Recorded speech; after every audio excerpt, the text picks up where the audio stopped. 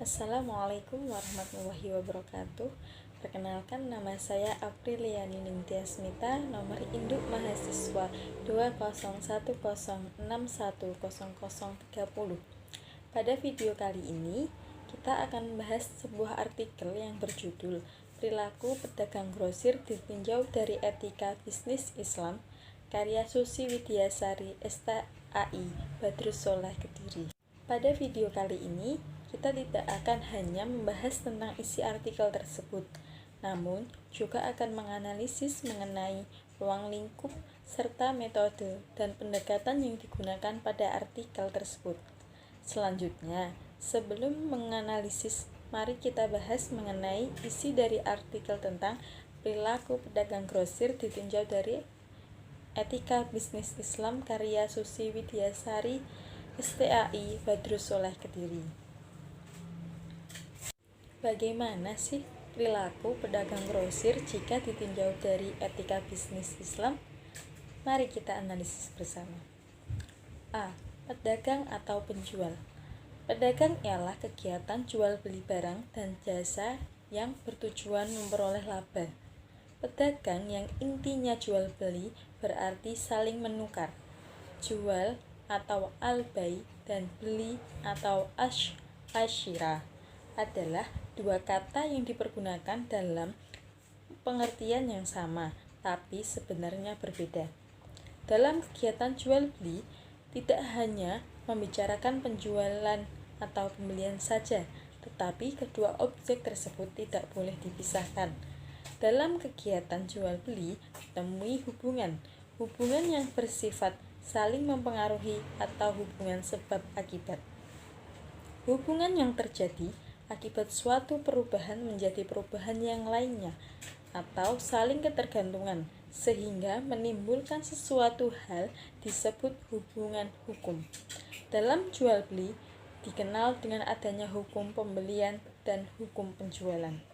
Dalam hukum pembelian dikatakan bahwa tiap-tiap orang mau membeli suatu barang dengan uangnya karena berpendapat bahwa barang itu lebih berharga, menguntungkan, dan memuaskan daripada uang yang dikeluarkan. Dalam berjualan ada beberapa objek yang harus dipahami, diantaranya yaitu 1. Penjual. Penjual adalah seorang penjual sebelum melakukan penjualan perlu mengetahui keadaan dirinya. Jangan sampai kekurangan dalam diri penjual menimbulkan antipati pembeli, sehingga dapat mengakibatkan rugi dalam usaha. Penjual harus melengkapi diri dengan pengetahuan dan memperhatikan kesehatan dan keadaan fisik.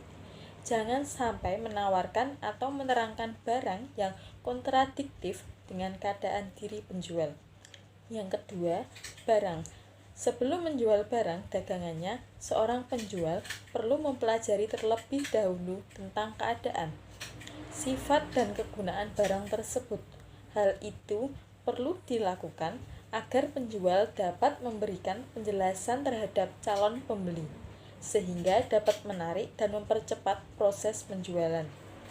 Barang diartikan sebagai alat pemuas kebutuhan yang nyata, konkret, sedangkan jasa ialah pemuas yang tidak nyata atau abstrak. Yang ketiga, pembeli atau konsumen. Pembeli merupakan jiwa perusahaan dan harus diperlakukan seperti raja, artinya harus mendapat pelayanan yang baik dan memuaskan. Hal itu akan mempermudah hubungan yang akrab dan bersahabat, sehingga dapat menimbulkan iklim yang baik terjadinya jual beli. Dalam Islam, hakikatnya konsumsi adalah suatu pengertian yang positif. Larangan-larangan dan perintah-perintah mengenai makanan dan minuman harus dilihat sebagai bagian usaha untuk meningkatkan sikap perilaku konsumsi. Islam menerangkan perilaku mengutamakan kepentingan orang lain, yaitu pihak konsumen. Sikap moderat dalam perilaku konsumen ini kemudian menjadi logik dan gaya konsumsi Islam yang sifatnya nisbi dan dinamis. Yang keempat, dalam kegiatan ekonomi, pasar sangat dikenal memiliki fungsi yang strategis sebagai sebuah wadah bertemunya para produsen atau penjual dan konsumen atau pembeli. Dalam konsep konsep ekonomi Islam, penentu harga dilakukan oleh kekuatan pasar, yaitu kekuatan permintaan dan penawaran. Ibnu Taimiyah adalah seorang pelopor dalam penjelasannya tentang penentu harga dalam hubungannya dengan penawaran dan permintaan. Ibnu Taimiyah juga melakukan pembahasan mengenai pengaturan tingkat harga oleh pemerintah, serta juga memberi perhatian pada monopoli, oligopoli, dan monopsoni. Ibnu Taimiyah juga membahas konsep-konsep keuntungan yang adil, upah yang adil, dan kompensasi yang adil. B. Etika bisnis Islam. Apa sih etika bisnis Islam itu?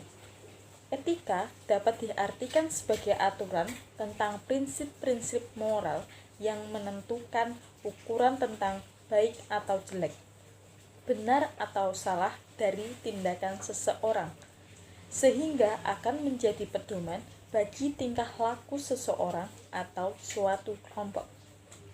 Bisnis adalah suatu kata yang sangat populer dalam kehidupan sehari-hari. Tiap hari jutaan umat melakukan bisnis, baik sebagai produsen, perantara, maupun sebagai konsumen. Dalam Kamus Besar Bahasa Indonesia, bisnis diartikan sebagai usaha. Menurut Skinner, tahun 1992,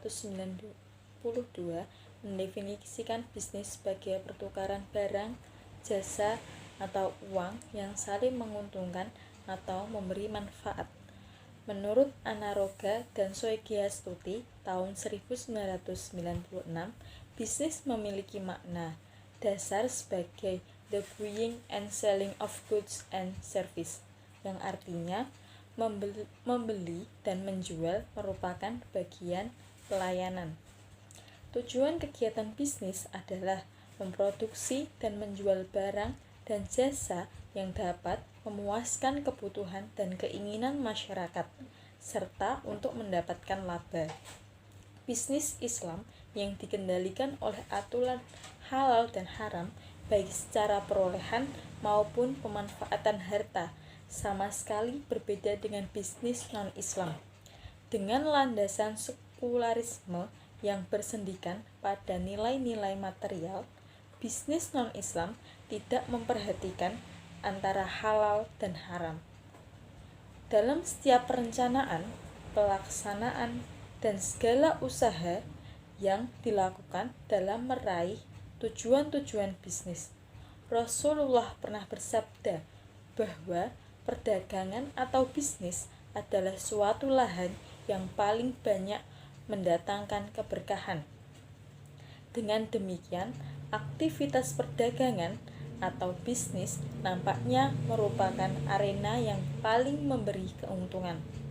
Namun harus dipahami bahwa praktek-praktek bisnis yang seharusnya dilakukan setiap manusia menurut ajaran Islam telah ditentukan batasan-batasannya. Oleh karena itu, Islam memberikan kategori bisnis yang diperbolehkan atau halal dan bisnis yang dilarang atau haram. Selanjutnya kita membahas mengenai analisis artikel. Yang pertama, ruang lingkup. Ruang lingkup meliputi ada dua. Yang pertama, hukum bisnis menurut Islam. Yang dimaksud adalah bisnis Islam yang dikendalikan oleh aturan halal dan haram. Karena Rasulullah pernah bersabda bahwa perdagangan atau bisnis adalah suatu lahan yang paling banyak mendatangkan keberkahan. Yang kedua, perdagangan menurut Ibnu Taimiyah. Ibnu Taimiyah sendiri adalah seorang pelopor dalam penjelasan tentang penentu harga dalam hubungannya dengan penawaran dan permintaan. Ibnu Taimiyah juga melakukan pembahasan mengenai pengaturan tingkat harga oleh pemerintah, serta juga memberikan perhatian mengenai monopoli, oligopoli, dan monopsoni. Ibnu Taimiyah juga membahas konsep-konsep keuntungan yang adil, upah yang adil, dan kompensasi yang adil.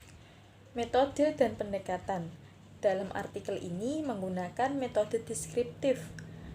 Penelitian deskriptif yaitu penelitian yang hanya melukiskan keadaan objek atau persoalan dan tidak dimaksudkan untuk mengambil atau menarik kesimpulan yang berlaku umum.